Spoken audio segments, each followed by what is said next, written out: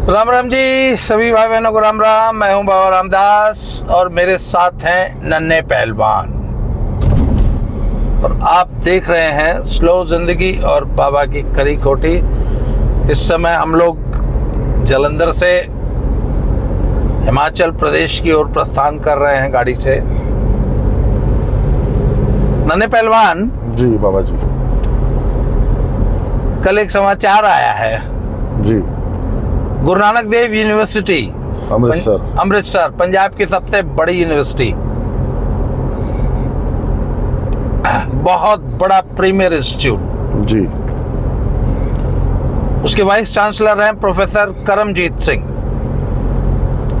उनको अकाल तख्त ने तनख्वाहिया घोषित कर दिया, अर्थात पंथ से एक तरह से निकाल दिया। ठीक है। तो जब किसी को तनख्वाहिया घोषित कर दिया जाता है तो फिर उसको समन किया जाता है कि आओ और अकाल तख्त पे पेशी दो और अपनी सफाई पेश करो कि तुम्हारे पर जो आरोप पत्र है, मतलब एकदम तालिबानी स्टाइल, तो उसमें आप सफाई दीजिए अपनी।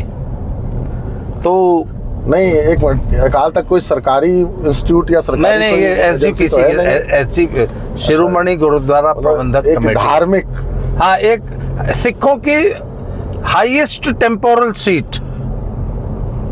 अच्छा, हाँ, तो उनके सामने वो प्रस्तुत हुए। ठीक है। अब उनके ऊपर आरोप क्या थे, आखिर क्यों उनको तनख्वाहिया घोषित किया गया? क्योंकि वो वाइस चांसलर है और यूनिवर्सिटीज का कोई सम्मेलन हो रहा था, तो वो कोई एक यूनिवर्सिटी साउथ में कोई मैसूर की बात है वो घटना, तो उस यूनिवर्सिटी ने इनको भी बुला रखा था और इनके अलावा और बीसीओ वाइस चांसलर आए हुए थे। तो उस यूनिवर्सिटी ने उस फंक्शन में आरएसएस प्रमुख मोहन भागवत साहब को भी बुला रखा था जी। तो मोहन भागवत साहब की उपस्थिति में इन्होंने हिंदू सिख हेरिटेज, हिंदू सिख इतिहास, हिंदू सिख एकता पे कोई एक वक्तव्य दे दिया।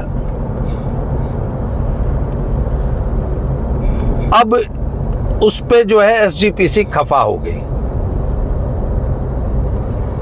कि आपने ये कैसे बोल दिया कि हिंदू सिख एक ही हैं, हम तो वखरी कौम है जी। तो अब आप माफी मांगो। हालांकि जिस दिन ये घटना हुई थी तुरंत एसजीपीसी ने संज्ञान लिया था और अगले दिन ही प्रोफेसर साहब ने माफी मांग ली थी।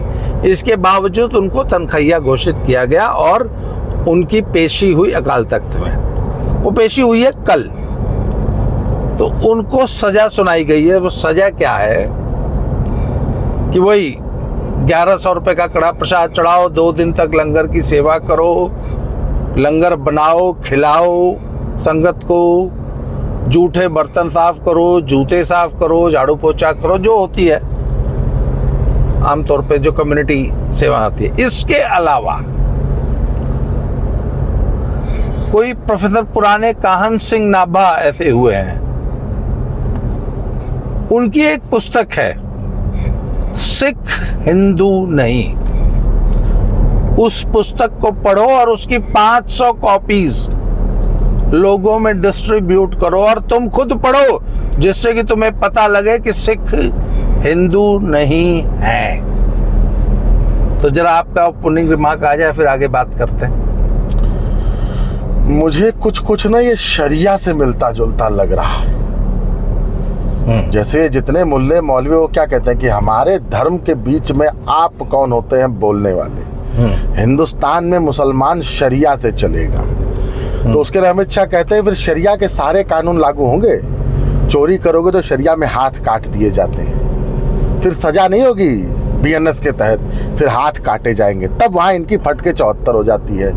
अब कोई पूछने वाला हो कि ये जो आप बता रहे हैं टेम्पोरल सीट है, ये कौन होती है भारत में जहां पे कानून है, संविधान है, किसी को किसी भी प्रकार की कोई सजा सुनाने वाली? नहीं, वो रिलीजियस सजा थी ना, वो तो देखिए उनको हक है भाई। हिंदुस्तान में, हिंदू धर्म में, सनातन में आपने सुना है किसी? वो अलग बात है। आप हिंदुइज्म में ऐसी कोई टेम्पोरल सीट नहीं है, या अगर मुझे कोई अगर समन करे कोई बाबा या कोई भी सीट, एक बार एक बात उठी थी कि जैसे मुसलमानों में है, जैसे सिखों में है, हमारी भी एक टेम्पोरल सीट होनी चाहिए। हम कभी नहीं मानेंगे। हमें अगर कोई समन कर दे, मुझे समन करे फलाने बाबा वहां पेश हो, बोला भाई तू कौन भाई?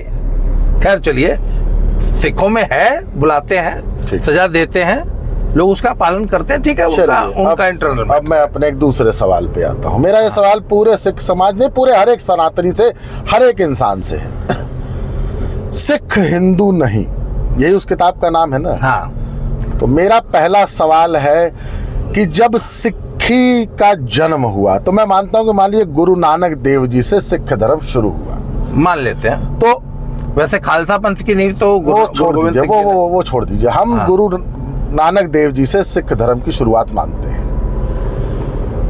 पहली बात कि गुरु नानक देव जी के पिताजी जो मेहता कालू थे, वो वैसे तो खत्री थे और हिंदू थे, सनातनी थे। उनका धर्म तो ये मानते हैं ना कि गुरु नानक देव जी के पिता हिंदू थे। पहला सवाल ये मानते हो? अगर नहीं मानते हो तो पहले उनके पिता का धर्म बताओ, उनकी माता का धर्म बताओ, उनके दादा दादी नाना नानी का धर्म बताओ। भाई एक मिनट भाई, आप हिंदू नहीं हैं, हम स्वीकार करते हैं। आज आप सिख हैं और सिख एक अलग आइडेंटिटी है, अलग रिलीजन है, इसमें हमें कोई डाउट नहीं है। हम भी इसको स्वीकार करते हैं कि नहीं भाई आज आप सिख हो, पर पहले आप हिंदू थे। ठीक है, अब आपकी जड़ें हिंदुत्व में है। अब मेरा दूसरा सवाल नहीं, इस सवाल, ये सवाल सही है कि नहीं है? ठीक। आज आप बेशक सिख हैं, पर एक समय था जब आप भी हिंदू थे। ये सही है कि गलत है, ये बताइए। अब गुरु नानक देव जी के जन्म के समय, या जब सिख पंथ खालसा का जिस दिन सृजन हुआ है, उस दिन विश्व में हिंदुओं के अलावा 3 और बड़े धर्म थे। जुडाइज्म, ज्यूज वाला, क्रिश्चियनिटी जिससे क्रिश्चियंस हुए हैं, और तीसरे इस्लाम, जिनसे आजकल आप गलबहियां कर रहे हैं, शाहीन बाग में जिनके लिए आप लंगर लगाते हैं और गुरुद्वारों में नमाज पढ़वाते हैं, वो जिन्होंने गुरु गोविंद सिंह जी, उनके पिता, आपके कई सारे गुरुओं और उनके 4 पुत्र और कितने ही सिखों का नरसंहार किया, कत्लेआम किया, वो इस्लाम। तो आप बताइए कि अगर आप 1699 में अगर हिंदू नहीं थे तो आप थे क्या? बिल्कुल भाई, जन्म तो आपने किसी, आज तो आप सिख हैं, पहले आप क्या थे? एक मिनट भाई, आप ये मानते हैं ना गुरु नानक देव जी, गुरु गोविंद सिंह जी सब खत्री थे? अगर खत्री थे तो किस धर्म के खत्री थे? क्रिश्चियनिटी के खत्री थे, जुडाइज्म के थे, या इस्लाम के खत्री थे, या हिंदू खत्री थे? 4 ही बड़े धर्म थे। तो ये मेरे 2 सवाल हैं बाबा जी पूरे सिख समाज से। ओ छड्डो जी, इन्ना गला चकी रखिया नहीं, वखरी कौम है तो इतना ये जवाब दे दे, सिंपल सी बात है। अच्छा चलिए छोड़िए ना, जो पंजाबी लिपि है, गुरुमुखी जिसे कहते हैं, आप गुरुमुखी की एक कॉपी उठाइए और हिंदी की वर्णमाला की एक कॉपी उठाइए। मैं नहीं कहूंगा कि कॉपी है हूबहू, लेकिन हूबहू इंस्पायर्ड है। वर्ड्स उठा लीजिए। चलिए बाबा जी, आप मुझसे हिंदी का एक वर्ड पूछिए, मैं उसका पंजाबी में आपको वर्ड बताऊंगा, और अगर ना मिलता जुलता हो तो आप जो सजा देंगे मुझे मंजूर है। आप मुझसे 5 सिंपल, मतलब कहने का मतलब पंजाबी जो है हिंदी और संस्कृत से ही निकली है, 100% कॉपी है।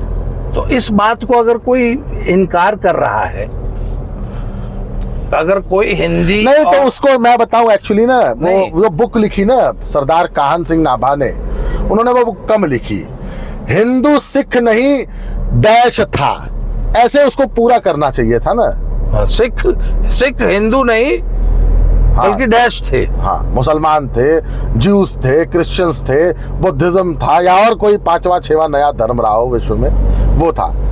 आधा जवाब आधा सवाल, ये काम नहीं चलेगा। अब नन्हे पहलवान, मुझसे ना बहुत सारे लोग सवाल पूछते हैं कि आखिर सिखों को ये कौन सा कीड़ा काटा हुआ है? मैं बताऊं, या सिख हिंदुओं से अपने आप को अलग दिखने में, अपने इतिहास को नकारने में। भाई एक बात बताइए, हम तो एक बात कहते हैं ना,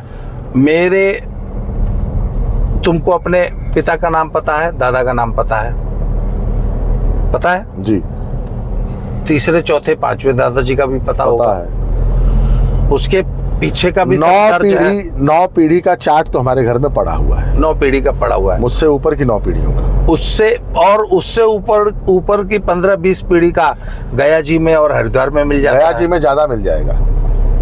हाँ, गया जी में जैसे 25-30 हमारे इलाके में जो वंशावली है वो गया जी में नोट होती है। जी। तो सिखों की भी ऐसी वंशावली मिल जाएगी। मिल जाएगी। तो गुरु नानक देव जी की वंशावली अगर खोजने चलेंगे, सुल्तानपुर लोधी में खोज लीजिए जाके। उनकी बहन वहां भी आई थी, बेबे नान की। हाँ, और शायद 13 साल में उन्होंने बिताए अपने बचपन के। हाँ। तो वहाँ वो ढूंढने जो मिल जाएगी। वंशावली है वो किस धर्म की है? वो हिंदू धर्म की है। तो फिर आप कैसे कहते हैं कि सिख जो हैं? मैं नहीं कहता, जो सिख कहते हैं ना, जो लोग सरदार काहन सिंह और अकाल तख्त। सिख हिंदू नहीं है। गुरपतवंत सिंह पन्नू कहता है ये। आज मैं थोड़ी नहीं है। कहता। मान लिया आज सवाल ये उठता है ना कि आखिर सिख इतनी ज्यादा ऊर्जा अपनी जड़ों को मिटाने में, अपने हिंदुत्व की जो जड़ें हैं उनको काटने में क्यों लगाते हैं? सिखों को मुझे लगता है जी एक डर है कि कहीं वापस सिख हिंदुत्व में विलीन न हो जाए। जैसा कि एक बहुत बड़ा डर। एक मिनट बीच में आपको याद है केश कत्ल पे बड़ा बवाल मचता था। अगर किसी सिख का बच्चा बाल कटा ले तो बड़ा बवाल कटता था। हाँ। और प्रेरित किया जाता कि नहीं बेटा केश रखो, लड़कियों को लड़कों को। वो डर पता क्या था? अगर आज, अच्छा एक बात बताइए ना, आप किसी के बाल वाल काट के, दाढ़ी वाड़ी काट के सिंपल बना दो तो कौन बता पाएगा कि सिख है कि हिंदू है? बिल्कुल। तो एक अलग आइडेंटिटी चाहिए थी ना। मैं बताऊं कि जितने भी छोटे अल्पसंख्यक धर्म होते हैं ना, जिनकी संख्या बहुत कम है, उनके अंदर ये एक इनसिक्योरिटी डर, रहती बहुत है, ज्यादा रहता है कि कहीं हम खत्म ना हो जाए। तो और अच्छा खत्म होंगे तो क्या होंगे? वापस हिंदू धर्म में समा जाएंगे। नहीं, ऐसा है। ऐसा बुद्धिज्म के साथ हो चुका है। बुद्ध के समय में पूरा का पूरा सनातनी हिंदू जो है बौद्ध बन गया था एक बार। हाँ, जब अशोक के समय में। और उसके बाद धीरे धीरे क्या हुआ? अगले 200-400-600 सालों में सब वापस हिंदू बन गए। तो ये डर मुझे लगता है कि सिखों में भी है और इसी डर से के कारण ये अपना इतिहास, अब कि हमारा हिंदुत्व से कोई मतलब नहीं है, अपने इतिहास को मिटाने की कोशिश करते हैं। अब इसमें आपको मैं एक बात और ऐड कर देता हूँ। देखिए क्रिश्चियंस के जो फीचर्स हैं ना, उनका बोली, उनकी भाषा, उनका वेशभूषा, उनका भोजन हमसे इतर है। मुसलमानों की भी वेशभूषा, उनकी शक्ल सूरत और उनका भोजन हमसे इतर है। लेकिन हिंदुओं सिखों में कुछ इतर नहीं है।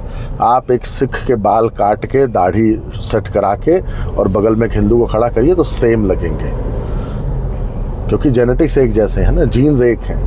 नहीं, ऐसे तो इंडियन जो मुसलमान है उनके भी सेम है। नहीं, मुसलमान की तरह अगर लगना हो तो पहले मूंछ काटनी पड़ेगी, दाढ़ी बढ़ानी पड़ेगी। नहीं, वो तो सिर पे गोल टोपी पहननी पड़ेगी। नहीं, अगर वो बाहरी चिन्ह हटा दिए जाए नहीं, तब तो हमारा डीएनए एक ही है ना। पर ये सब मुसलमान हिंदू से ही तो कन्वर्ट हुए हैं। मुसलमान हटाता नहीं है ना, वो तो जानबूझ के शुक्रवार को पहनता है। हिंदू हफ्ते में 7 दिन वैसा ही रहता है। भाई आजकल जो बहुत ज्यादा प्रमोट किया जा रहा है, तिलक लगाओ, टोपी पहनो, शिखा रखो, वो अपने आप को एक अलग आइडेंटिटी देने के लिए किया जा रहा है कि दूर से देखने में पता चले कि नहीं भाई हिंदू है। भीड़ में आप हिंदू हो ये कैसे पता चलेगा? तो ये सब जो निशानियां होती हैं, आइडेंटिटीज होती हैं, 500 कापियां सर बांटने के लिए कहा गया है और ये पढ़ने के लिए कहा गया है कि सिख हिंदू नहीं है। इसमें मैं एक अपनी और बात ऐड कर दूं बाबा जी, इस वीडियो को खत्म करने से पहले। करीब 100 साल पहले एसजीपीसी का गठन हुआ था। हाँ। और एसजीपीसी को एक एजेंडा दिया गया था अंग्रेजों द्वारा। हाँ, कि हिंदुत्व से अपनी जड़ें काटो। और मात्र 100 साल में ये काफी हद तक सफल हुआ है। काफी हद तक नहीं, हो चुके हैं सफल। जितना होना था उतना हो चुके हैं। अब दूसरी चीज मैं और बताऊं, अब इसमें एक और एंगल है। अगर खालिस्तान बनाना है और इसी पंजाब, इसी हिंदुस्तान में बनाना, तो सबसे पहले अपने आप को हिंदुओं से काटो।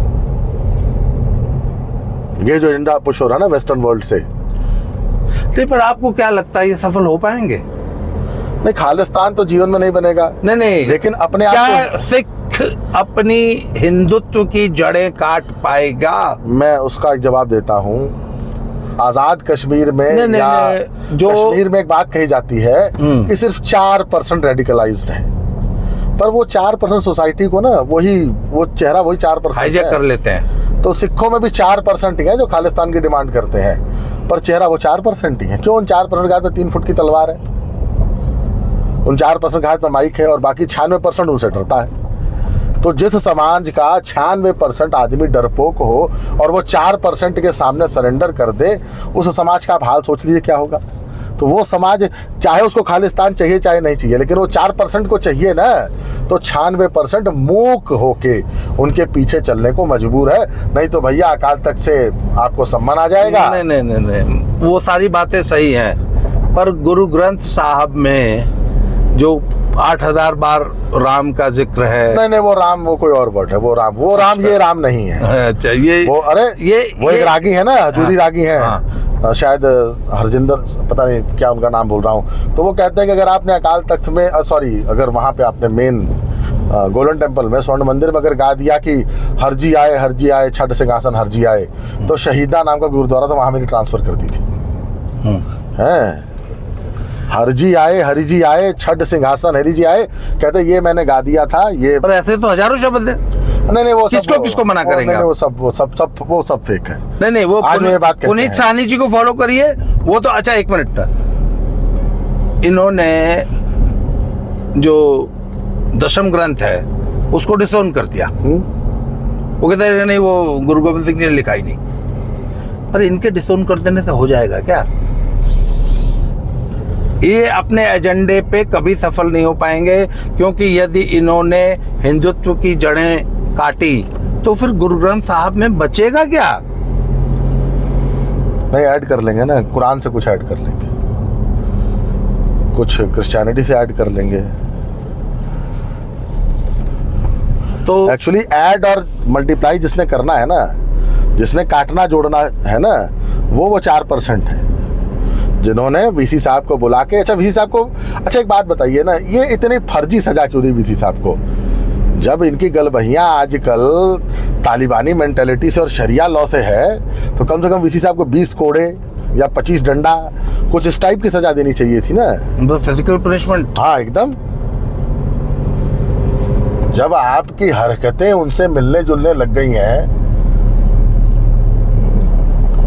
भैया पनिशमेंट भी वैसी दो ना। फिर बीएनएस फॉलो मत करो, फिर शरिया फॉलो करो। तो कुल मिला के ये है कि हिंदुत्व से अपनी जड़ें काटने में बहुत ज्यादा ऊर्जा लगाई जा रही है। देखें कितना सफल होते हैं। आज की चर्चा को समाप्त करते हैं, आगे किसी नए टॉपिक पर फिर बात करेंगे। तब तक के लिए जय श्री राम, हर हर महादेव। हर हर महादेव।